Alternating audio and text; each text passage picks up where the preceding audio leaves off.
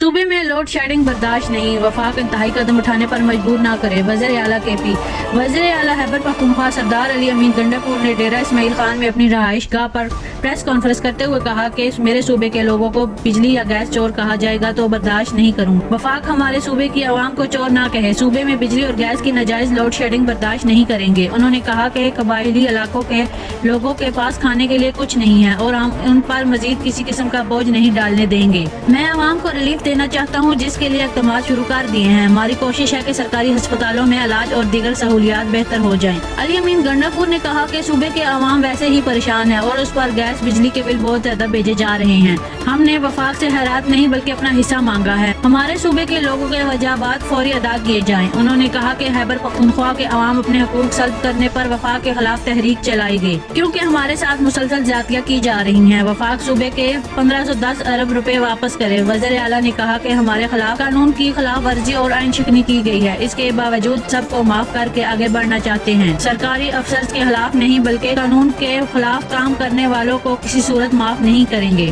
آئی cube Qamar کی کامیابی کے بعد پاکستان کا ایک اور سیٹلائٹ بھیجنے کا فیصلہ۔ ترجمان سپارکو کے مطابق سپارکو اور نیشنل اسپیس ایجنسی سیٹلائٹ اسلام آباد سے لانچ کرے گی۔ سیٹلائٹ جدید ترین مواصلاتی نظام کی تشکیل میں مدد کرے گا۔ ترجمان کے مطابق سیٹلائٹ ٹیلی کام سیکٹر کی بڑھتی ڈیمانڈ پورا کرنے کی صلاحیت رکھتا ہے جو 5G اور انٹرنیٹ کی بہتر دستیابی یقینی بنائے گا۔ قبل ازاں گزشتہ روز ترجمان سپارکو نے خوشخبری سناتے ہوئے کہا کہ آئی کیوب قمر سے لی گئی سورج کی پہلی تصویر موصول ہو گئی ہے۔ آئی کیوب قمر نے 7 روز کے بعد چاند کی مدار سے لی گئی پہلی تصویر بھیج دی ہے۔ ڈاکٹر خرم خورشید نے بتایا کہ آئی کیوب کا خلا میں پہنچنے پر کیمرے کا رخ سورج کی طرف تھا۔ اس کے بعد آئی کیوب نے چاند کے مدار سے تصویر لی۔ چاند کے مدار سے بھی پہلی تصویر آئی کیوب سے لی گئی۔ گورنر ہاؤس پر قبضہ کر کے دکھائیں، سڑکوں پر گھسیٹوں گا، گورنر کے پی کے علی امین کو چیلنج۔ گورنر کے پی کے نے کہا کہ میں کبھی بھی گورنر راج نہیں لگاؤں گا۔ وزیر اعلیٰ علی امین گنڈاپور نے گورنر ہاؤس پر قبضے کی بات کی تو گنڈاپور کو چیلنج ہے کہ آئیں قبضہ کر کے دکھائیں، میں تمہیں سڑکوں پر گھسیٹوں گا۔ ایک اور موقع پر گورنر خیبر پختونخوا فیصل کریم کنڈی نے وزیر اعلیٰ کے پی کے علی امین گنڈاپور کو جواب دیتے ہوئے کہا کہ آپ اپنے بانی کو جیل سے نہیں نکال سکتے ہیں بلکہ اگر قانون توڑا تو آپ کو بھی جیل میں ڈال دیا جائے گا۔ گورنر کے پی کے کہنا تھا کہ جو آئین کو نہیں مانتے ان کے ہم ساتھ مذاکرات نہیں ہوں گے، جو کہتے ہیں معافی نہیں مانگتے انہیں معافی مانگنی ہوگی۔ واضح رہے کہ وزیر اعلیٰ کے پی کے علی امین گنڈاپور نے 25 اپریل کو تقریب سے خطاب کرتے ہوئے یہ دعویٰ کیا تھا کہ وہ نہ صرف اسلام آباد جائیں گے بلکہ بانی پی ٹی آئی کو وہاں سے لے کر بھی آئیں۔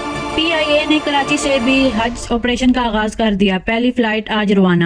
ترجمان پی آئی اے کے مطابق قومی ایئر لائن کی پہلی قبل از حج پرواز پی کے 743 جناح انٹرنیشنل سے مدینہ منورہ کے لیے رات 3:30 بجے، جہاں پی آئی اے کے چیف آپریٹنگ افسر ایمان اللہ قریشی نے عازمین حج کو جناح انٹرنیشنل ایئرپورٹ سے رخصت کیا۔ ترجمان پی آئی اے نے بتایا کہ پرواز کی روانگی سے قبل ایئرپورٹ پر عازمین حج کو گلاب کے ہار پہنائے گئے۔ چیف آپریٹنگ افسر پی آئی اے نے عازمین حج کو روانگی پر مبارکباد دیتے ہوئے کہا کہ پی آئی اے کا عمرہ آپریشن کامیابی کے ساتھ مکمل ہوا ہے اور حج آپریشن بھی انشاءاللہ کامیابی سے مکمل ہو جائے گا۔ پی آئی اے پاکستان سے تقریباً 34,000 سے زائد عازمین حج کو سعودی عرب پہنچائے گی۔ 19,000 عازمین سرکاری حج اسکیم اور 15,000 پرائیویٹ حج تقریباً 170 پی آئی اے کی پروازوں کے ذریعے سعودی عرب پہنچیں گے روانہ ہو گئی۔ نان فائلرز کی سمیں جلد بند ہونا شروع ہو جائیں گی، ٹیلی کام آپریٹرز نے اتفاق کر لیا۔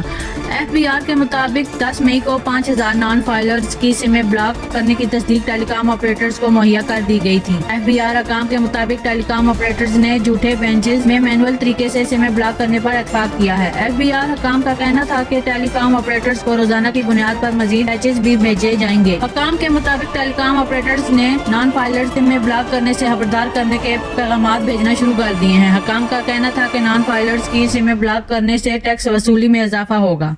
محکمہ خوراک پنجاب کی گندم نہ خریدنے اور پرائیویٹ سیکٹر کو کسانوں سے گندم لینے کی تجویز۔ گندم کی خریداری سے متعلق نئی پالیسی تیار کر لی گئی ہے جس میں تجویز ہے کہ حکومت کی بجائے سے پرائیویٹ سیکٹر کسانوں سے براہ راست گندم خریدے۔ ذرائع کا کہنا ہے کہ نئی پالیسی کے تحت گندم کی خریداری میں محکمہ خوراک کا کردار ختم ہو جائے گا اور پرائیویٹ سیکٹر کسانوں سے براہ راست گندم خریدے گا۔ نئی پالیسی کے بعد محکمہ خوراک پر اسٹوریج کے اخراجات نہیں پڑیں گے۔ ذرائع کا کہنا ہے کہ محکمہ خوراک اس وقت سالانہ 400 ارب روپے کا بوجھ برداشت کر رہا ہے، اس لیے نئی پالیسی میں تجویز ہے کہ حکومت عالمی قیمت کے مطابق مقامی گندم کی قیمت کا تعین کرے گی۔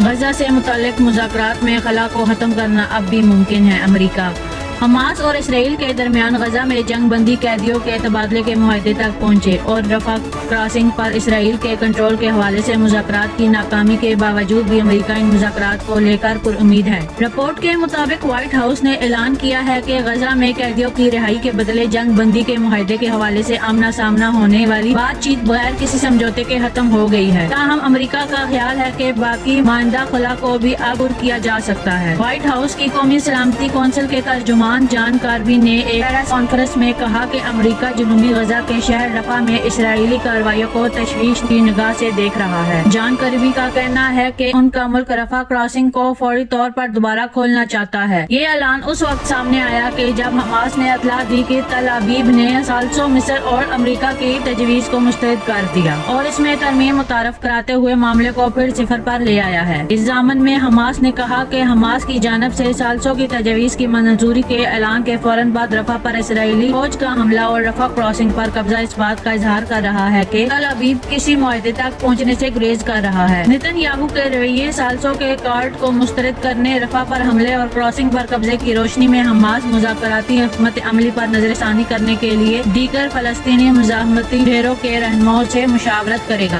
خیبر پختونخوا اور پنجاب میں آج بارش کی پیشن گوئی۔ محکمہ موسمیات کا کہنا ہے کہ پنجاب اور کے پی میں چند مقامات پر موسلادھار بارش کے ساتھ ژالہ باری بھی متوقع ہے۔ اسلام آباد میں شام کو ژالہ باری اور موسلادھار بارش ہو سکتی ہے۔ اس کے علاوہ شمالی بلوچستان، جنوبی پنجاب اور بالائی سندھ میں بھی بارش کا امکان ہے۔